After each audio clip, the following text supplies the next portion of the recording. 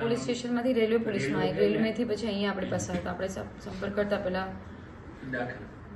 સમગ્ર ઘટનાની અંદર આ અજમેર, રાજસ્થાનમાં અજમેર જિલ્લો છે, ત્યાં આ જે ફરિયાદી માતા છે, ફરિયાદી માતા જે દીકરીને, જેમની દીકરી જતી રહી હતી, એ બાબતે એમણે અજમેર પોલીસ સ્ટેશનની અંદર ગુનો દાખલ કરાવ્યો. તે બાદ એ 0 નંબર FIR રેલવે વિભાગમાં આવ્યો તો રેલવેથી પુખ્તા કરતાં આ ઘટનાની અકોટા પોલીસ સ્ટેશનની જ્યુરિસ્ડિક્શન લાગતું હતું, જેથી અકોટા પોલીસ સ્ટેશનની ટીમે તપાસ કરતાં આ જે ભોગ બનનાર દીકરી છે, એને આ સગીરા છે, એને જે આરોપી જે એને અટક કરીને લઈ ગયો હતો, એને પકડીને લઈ ગયો હતો, એનું અપહરણ કરીને લઈ ગયો હતો, એના વિરુદ્ધમાં આપણે ગુનો દાખલ કર્યો.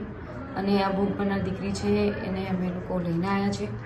અને આ જેણે આ છોકરીનું અપહરણ કર્યું હતું એ ભાઈએ 1 લાખ રૂપિયાની ખંડણીની માંગણી પણ કરી હતી.